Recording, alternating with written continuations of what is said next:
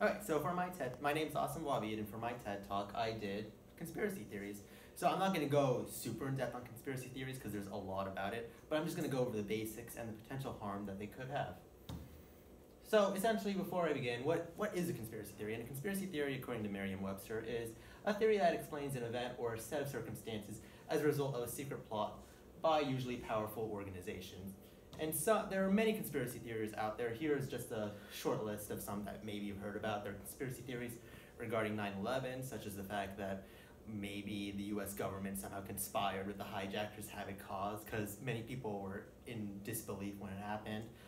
You have a conspiracy theory called black helicopters, which was first rumored in the 1960s, but gained a lot of traction in the late 20th century. And essentially it was a theory that the UN was going to launch an attack on the US, that soldiers of the UN were going to come out of black helicopters and take over the country. You have theories regarding Kennedy's assassination, saying that there were multiple shooters and that perhaps Lyndon B. Johnson was associated with it. There's conspiracy theories regarding the New World Order, where there's this secret shadow government that's going to just pop up out of nowhere and take over the entire world. There are theories about global warming, such as it doesn't exist, or that it's some kind of ploy for the EPA and to limit human expansion. There's the theory that vaccination causes autism, and theories about Barack Obama not being born in the U.S., and many, many, many, many, many, many, many, many more. And as you can see right here, they're also, these conspiracy theories, they're also quite widely believed. These are just some of this is some statistics taken from a recent poll that was based on conspiracy theories regarding 2016 and 2017. You have theories regarding Pizzagate, and right here you have that theory regarding vaccines cause autism. And while I'm not going to go through all the statistics, one thing I do want to point out is, if you notice, a good percentage of people do believe in these theories. Like right here, for vaccines cause autism, you have about 28% of Democrats polled saying they believe in it, another 24%, and about 40% of independents also believing in it as well. And explaining why they exist, there are multiple reasons as to why they can exist. One could be racism. There's a theory that there's a white genocide theory saying that minorities are trying to limit white growth rate in order to take over Western countries. Also, in general, mostly distrust of those who are powerful, those who are wealthy, especially after things in the 1970s, as you know, the Vietnam War, the Pentagon Papers were being released. A lot of people had distrust of the government, and just anything that could make a government seem illegitimate will cause people to generate conspiracy theories, saying that the government is not serving our purpose, is trying to take over the world, is trying to infiltrate our minds, or things like that. Especially when there are stories that don't seem to add up, or circumstances that just seem too extreme to be explained, such as 9/11. Like, nothing had ever occurred before then that was so tragic as that the idea that a few hijackers crashed planes into a building didn't seem logical enough in some people's eyes, making it think it was some greater story involving the US presidency and the CIA and other organizations that could have maybe caused it.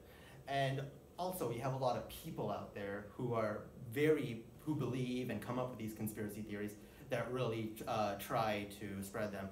For instance, you have Alex Jones from InfoWars, who's every day trying to spread his theories. And in fact, psychologists say that although that many people who see a theory don't generally go back and try to verify if it's correct, that they just see it once, and maybe they believe it, maybe they don't, and that people will essentially start believing things if they keep on hearing it over and over and over again, to the point where it essentially is embedded into their belief system. And also just fear of change, fear of future, when, the idea that the Earth wasn't round, that was massive, or so people would still retain to those old ideas. Or continuing civil rights, there was a lot of change going on in the country. People would essentially try to come up with these theories trying to undermine them. And going into that, these conspiracy theories, although some of them are amusing, they do have serious implications by them being spread. One, especially since many conspiracy theories target the government, it really discredits the government, which is not a good thing in a nation that is democratically ruled, since the government is supposed to be governed by the people, and if we can't trust a government that's technically governed by us, then who can we really trust? It also inflicts harm upon other groups of people. If you are spreading conspiracy theories about other religions, people of different races and things like that, you are essentially helping target them, helping essentially try to demonize them, saying that they are working for some ulterior motive against our nation. And it undermines serious problems and events that happen, like 9/11, instead of focusing on the tragedy and what can be done to fix it, or like Sandy Hook, where people are coming up with reasons which are ultimately fake as to why it happened, because they have trouble believing as what goes on.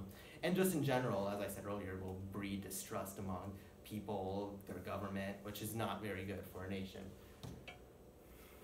So essentially, what can you do? Well, in general, conspiracy theories you can't stop conspiracy theories. It's essentially a natural human tendency. When something doesn't add up, when something doesn't make sense, a person naturally tries to come up with something that seems logical to them as a means of explaining the inexplainable, especially if like they're given a reason that doesn't seem to add up.